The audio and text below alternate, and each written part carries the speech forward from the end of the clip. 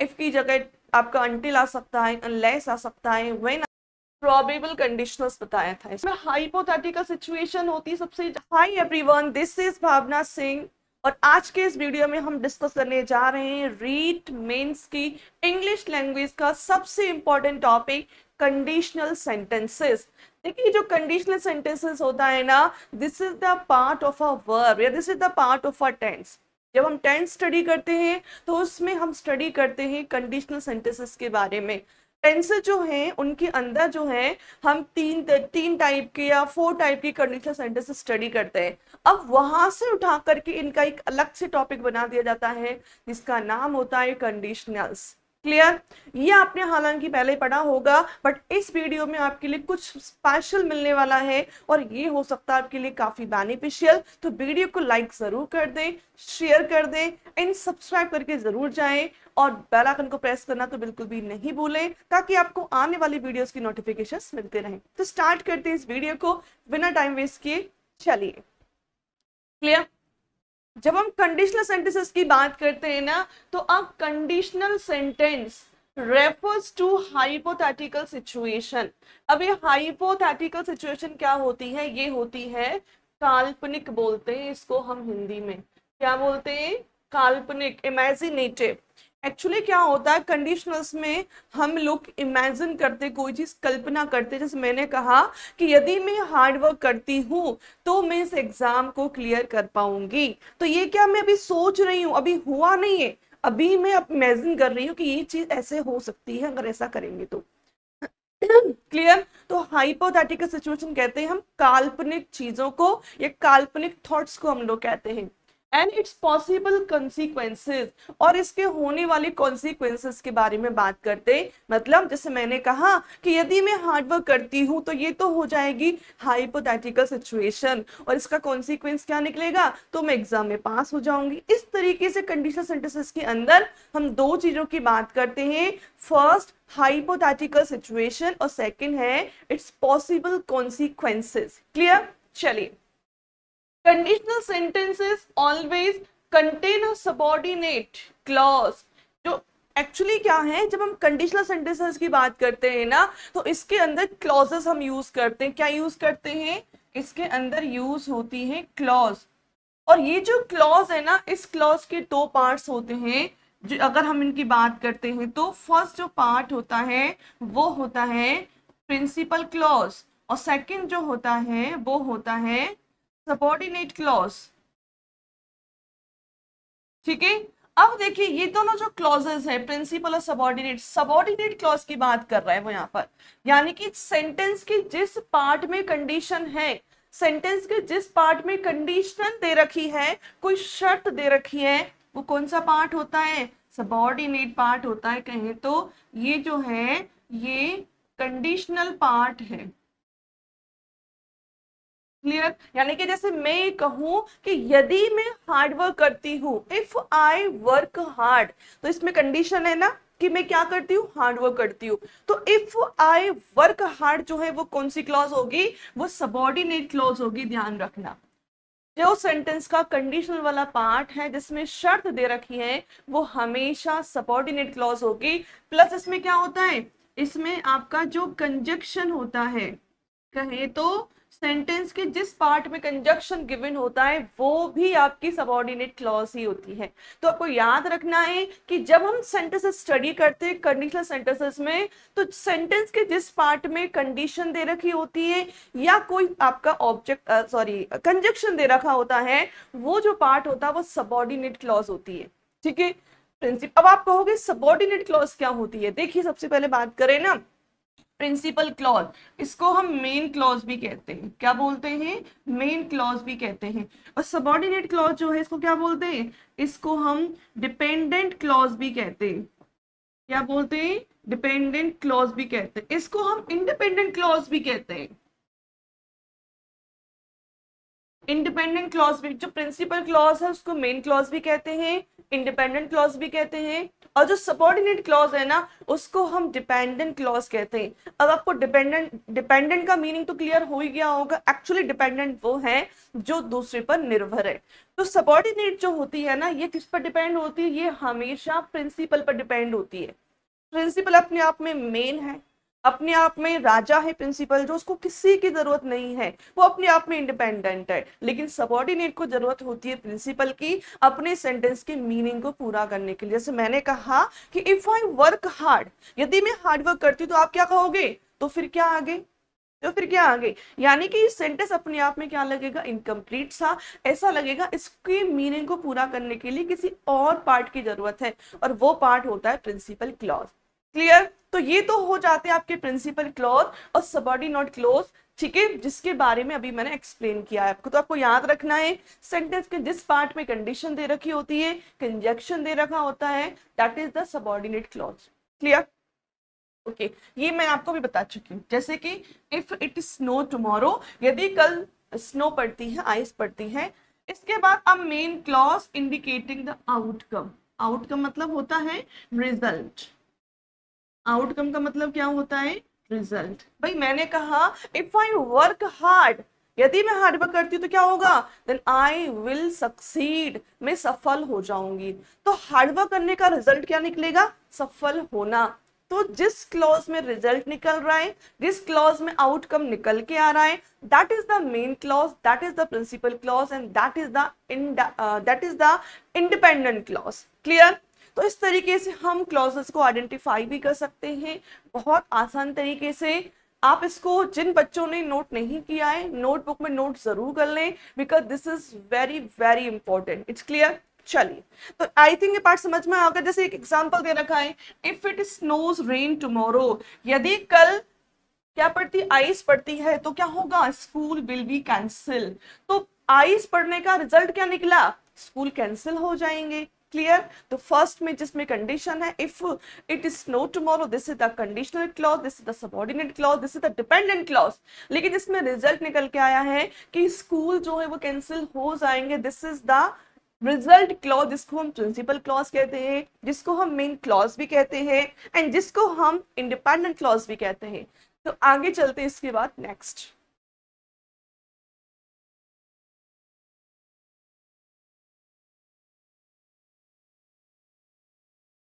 Okay अब बात करते हैं हम काइंड्स ऑफ कंडीशनल सेंटेंसेस की, यानी कि कंडीशनल सेंटेंसेस के टाइप्स की।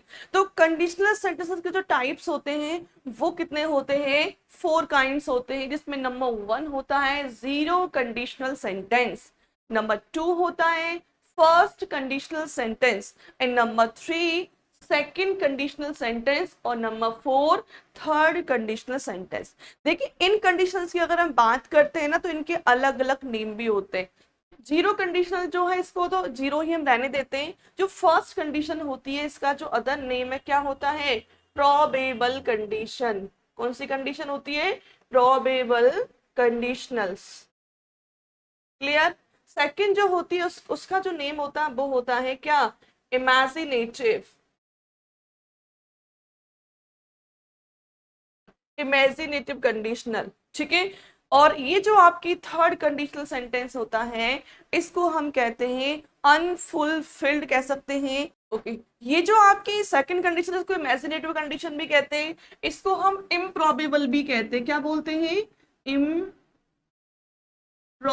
भी बोलते हैं। और ये जो लास्ट कंडीशन होती है थर्ड कंडीशन, इसको हम बोलते हैं इम्पॉसिबल। क्या बोलते हैं, इम्पॉसिबल या फिर अनफुलफिल्ड कंडीशन। आपको अलग अलग बुक्स में इनके अलग अलग टाइप मिल जाएंगे। क्लियर, बट बेसिक जो टाइप है उनका यही होता है, zero, first, second and third. Zero condition का कोई नेम नहीं है। फर्स्ट का जो है वो प्रोबेबल कंडीशन होता है, सेकंड जो होती है उसको इमेजिनेटिव या इम्प्रॉबेबल कंडीशन बोलते हैं, या फिर ये जो लास्ट वाली है 4 नंबर की इसको हम कहेंगे इम्पॉसिबल या अनफुलफिल्ड कंडीशनल सेंटेंस है। इट्स क्लियर, आई थिंक इनके जो नेम है वो क्लियर हो गए होंगे। अब इसके आगे चलते हैं नेक्स्ट।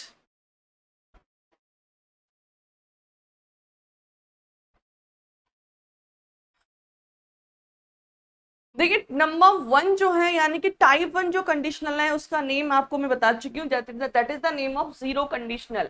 तो जीरो कंडीशनल सेंटेंस जो होता है ना, इसमें जो सबसे इंपॉर्टेंट पार्ट है कि इसके जो क्लॉजेस होते हैं, एक प्रिंसिपल क्लॉज होती है और इसमें सबऑर्डिनेट क्लॉज एक भी हो सकती है एंड मोर देन वन भी हो सकते हैं, क्लियर, बट प्रिंसिपल क्लॉज हमेशा वन रहेगी। अब देखिए इसमें क्या होता है, zero conditional sentences use in present tense in both clauses, यानी कि इसके जो दोनों क्लॉजेस हैं, दोनों मतलब बेसिक कम से कम दो मानी है, एक सबऑर्डिनेट क्लॉज और एक आपकी कौन सी प्रिंसिपल क्लॉज, उन दोनों ही क्लॉजेस में कौन सा टेंस यूज होता है, present tense, specially present simple. कौन सा, प्रेजेंट सिंपल टेंस यूज होता है and is use to talk about something that is always generally true. और हम इस क्लॉज के अंदर किसके बारे में बात करते हैं, अक्सर उन चीजों के बारे में बात करते हैं जो ट्रू होती है या साइंटिफिक फैक्ट बेस्ड होती है, या फिर कहें तो वही जनरल ट्रू यानी कि जो जनरल ट्रुथ होता है उसके रिगार्डिंग होती है, उसके बारे में ही जीरो कंडीशनल होती है। इसके दोनों ही क्लॉजेस में सेम टेंस यूज होता है और प्रेजेंट सिंपल टेंस यूज होता है, clear. The present tense signifies that these actions are both possible and typical। वही मतलब है लगभग जो मैं अभी एक्सप्लेन कर रही थी। अब यहाँ बात करेंगे इसके स्ट्रक्चर की कि इसका स्ट्रक्चर कैसा होता है। देखिए इफ क्लॉज, जब भी हम क्लॉज क्रिएट करते हैं कंडीशनल सेंटेंसेस के अंदर, उसमें एक इफ क्लॉज होती है, बट याद रखना जरूरी नहीं इफ ही आए, हमेशा इफ की जगह आपका अनटिल आ सकता है, अनलेस आ सकता है, व्हेन आ सकता है, आपके काफी सारे कंजक्शंस होते हैं जो हम लोग यूज करते हैं, बट इसको डिनोट जनरली हम लोग इफ क्लॉज के नाम से ही करते हैं, इट्स क्लियर। तो इफ क्लॉज जो होगी उसमें सिंपल प्रेजेंट टेंस और जो दूसरी क्लॉज है उसमें भी सिंपल प्रेजेंट टेंस, यानी कि दोनों ही क्लॉजेस में सिंपल प्रेजेंट टेंस यूज होता है, इट्स क्लियर। सबसे पहले इसमें इफ क्लॉज होगी वो कौन सी क्लॉज होगी, सबऑर्डिनेट क्लॉज होगी, ठीक है, या डिपेंडेंट क्लॉज होगी, और नेक्स्ट जो आपकी क्लॉज होगी remaining clause, that is the principal clause, it's clear. चलिए इसका एग्जांपल ले लेते हैं। इफ इट रेन्स, यदि बारिश होती है, तो I take an umbrella with me to work, तो मैं हमेशा यानी कि कहूँ तो मैं जो वर्क करने के लिए मेरे साथ क्या लेके जाता हूँ, अम्ब्रेला लेके जाता हूँ, अम्ब्रेला लेता हूँ मैं हमेशा, यानी कि छाता लेता हूँ। तो ये तो जनरल ट्रुथ वाली बात है कि जब बारिश होगी तो हम छाते का यूज करते, अम्ब्रेला का यूज करते, तो it's a general fact, clear. Next, if I wake up early, यदि मैं जल्दी जगता हूँ, then I always read in bed, तो मैं हमेशा बेड में पढ़ता। अब देखिए इसके अंदर अगर बात करें ना, तो यहाँ पर देखिए इफ क्लॉज, ये कौन सी क्लॉज है आपकी, सबऑर्डिनेट क्लॉज, ठीक है, क्योंकि इफ क्लॉज है, प्लस इफ क्लॉज के अलावा इसमें जो है आपका कंडीशन दे रखी है कि यदि मैं जल्दी जगता हूँ, दैट इज द कंडीशन। तो जिसमें कंडीशन होती है वो सबऑर्डिनेट क्लॉज होती है। आई ऑलवेज रीड इन बेड, और मैं हमेशा क्या करता हूँ, रिजल्ट है इसका जल्दी जगने का कि मैं हमेशा बेड में पढ़ता हूँ, that is the result, that is the outcome, that is the result clause, इसको हम कहेंगे प्रिंसिपल क्लॉज, इट्स क्लियर। चलते हैं नेक्स्ट कंडीशन की तरफ, that is the name of first conditionals, okay. देखिए यहां हम अगर बात करेंगे तो फर्स्ट कंडीशनल्स की बात करते हैं। The first conditional uses the present tense. देखिए फर्स्ट कंडीशन का मैंने क्या नाम बताया था, प्रोबेबल, क्या नाम बताया था, प्रोबेबल, सॉरी स्पेलिंग रॉन्ग हो गई इसमें,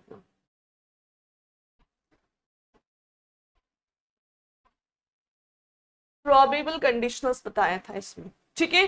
तो the first conditional uses the present tense in the if clause. Actually क्या है, जो इफ क्लॉज होती है, जो सबऑर्डिनेट क्लॉज होती है, उसमें कौन सा टेंस यूज करते हैं, present simple, and the future tense is use the result clause, और जो रिजल्ट क्लॉज होगी इसमें कौन सा टेंस यूज होगा, उसमें यूज होगा आपका फ्यूचर टेंस, इट्स क्लियर। अब इसके बात करेंगे तो ये जो बेसिकली यूज होता है, use to talk about something that is probable future result of condition. कहें तो हम लोग इसमें जो हम बात कर रहे हैं उस चीज की होने की संभावना होती है फ्यूचर में। जैसे मैंने कहा कि यदि मैं मार्केट जाती हूँ तो आपके लिए बुक ले आऊंगी, तो मार्केट जाऊंगी तो ले आऊंगी, तो पॉसिबिलिटी है, प्रोबेबिलिटी है इस काम के होने की, तो उसको हम यूज करते हैं फर्स्ट कंडीशनल्स के अंदर। इसका जो स्ट्रक्चर है उसकी अगर बात करें तो इफ क्लॉज में सिंपल प्रेजेंट टेंस आता है, और जो आपकी रिजल्ट क्लॉज है या प्रिंसिपल क्लॉज है उसमें आता है will plus base verb. Base verb मतलब वर्ब की फर्स्ट फॉर्म, ठीक है, बेस वर्ब का मतलब होता है वर्ब की फर्स्ट फॉर्म यूज होती है इसके अंदर, देखो ये पेयर्स आपको याद रखने, क्योंकि pairs are very very important. Pairs अगर आपको याद होंगे तो पेयर के हिसाब से आप आंसर को सॉल्व कर सकते हो। It's clear. एग्जाम्पल देखते हैं, if I see you later I will stay. तो इफ क्लॉज में क्या यूज हुआ है, प्रेजेंट सिंपल, और दूसरी वाली में विल और क्या है, ये आपकी बेस फॉर्म है। Clear. If I don't see you letter, यहाँ पर इफ क्लॉज है आपकी, इसमें आपके में क्या सिंपल प्रेजेंट टेंस यूज हुआ है। क्लियर। और इसमें I won't be able, won't मतलब ये विल नॉट का शॉर्ट फॉर्म है, विल नॉट का शॉर्ट फॉर्म में वॉन्ट याद रखना। ओके, बी एबल टू से हेलो। तो यहाँ पर जो इफ क्लॉज है, इफ क्लॉज को मैंने कौन सी क्लॉज बताया था, इफ क्लॉज जो होती है वो हमेशा कौन सी होती है, सबऑर्डिनेट क्लॉज होती है। और ये जो होती है वो कौन सी होती है, प्रिंसिपल क्लॉज होती है। क्लियर। चलिए, तो ये आपका फर्स्ट कंडीशनल सेंटेंस हो जाता है, और नेक्स्ट चलते हैं उसके आगे।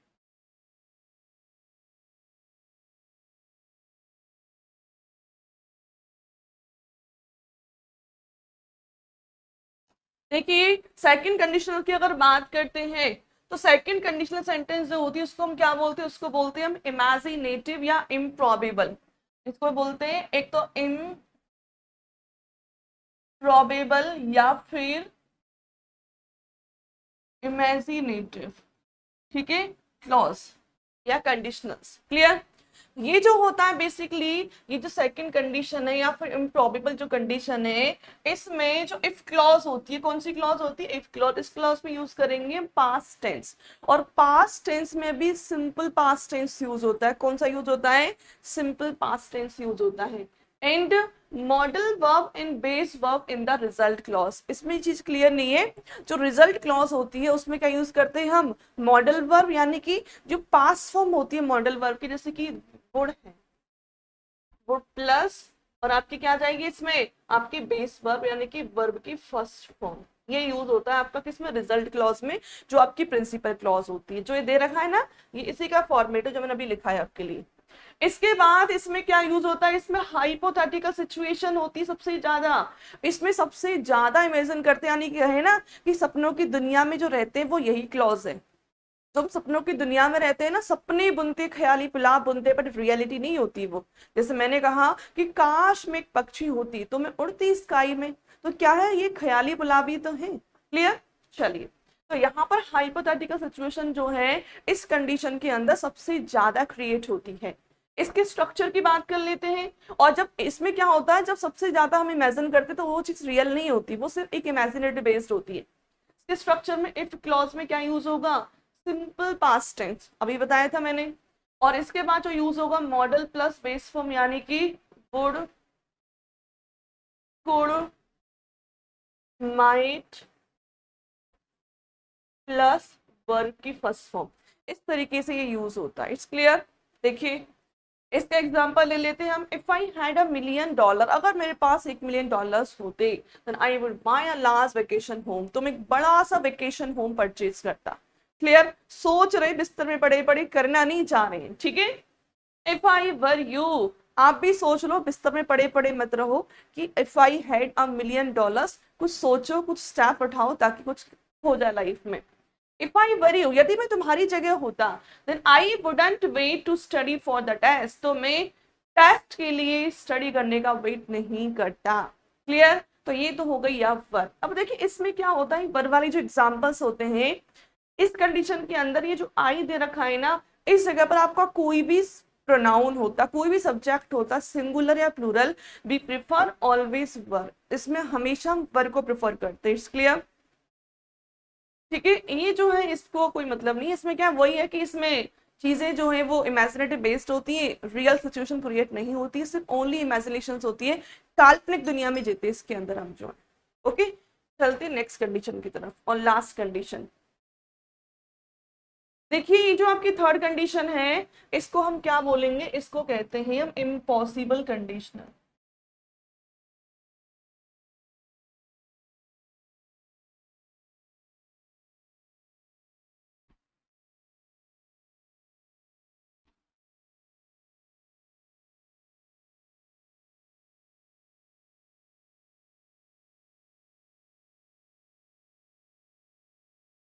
इम्पॉसिबल या फिर अनफुलफिल्ड कंडीशन। क्लियर? ये ऐसी कंडीशन होती है जो पास्ट में हो सकती थी बट किसी कारण की वजह से क्या है, हो नहीं पाई। Clear? The third condition use the past perfect tense. कौन सा यूज होता है? Past perfect tense if clause में। बार बार रिपीट करी, इफ क्लॉज कौन सी क्लॉज होती है? सबॉर्डिनेट क्लॉज होती है। जो इफ क्लॉज है उसी में हम पास्ट परफेक्ट टेंस यूज करते हैं। एंड मॉडल और present perfect tense in the result clause. और जो आपकी रिजल्ट क्लॉज होगी या प्रिंसिपल क्लॉज होगी उसमें क्या यूज करेंगे? मॉडल। मॉडल यानी कि ये यूज होगा वुड कुड, ठीक है। और प्रेजेंट परफेक्ट यानी कि हैव प्लस वर्ब की थर्ड फॉर्म। ये इसका स्ट्रक्चर होता है, would plus have plus verb की थर्ड फॉर्म। It's clear? इसके बात करते हैं इसमें तो hypothetical situation in the past that did not happen, यानी कि पास्ट में कोई चीज हमने इमेजिन करी थी बट वो हुई नहीं, ऐसी सिचुएशन के लिए हम यूज करते हैं थर्ड कंडीशन। क्लियर?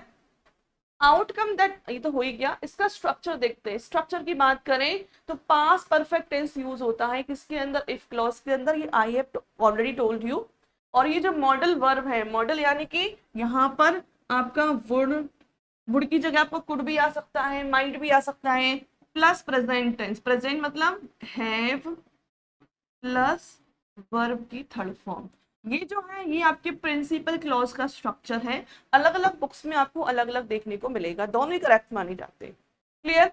अब यहाँ देखिए इसके example. If it had rain last week, यदि लास्ट वीक बारिश हुई होती, यदि लास्ट वीक बारिश होती, ठीक है, तो the plant would not have died. तो ये जो प्लांट्स है ना वो मरते नहीं, यानी कि लास्ट में हमने सोचा था, लास्ट वीक पास में सोचा था बट ऐसा हुआ नहीं।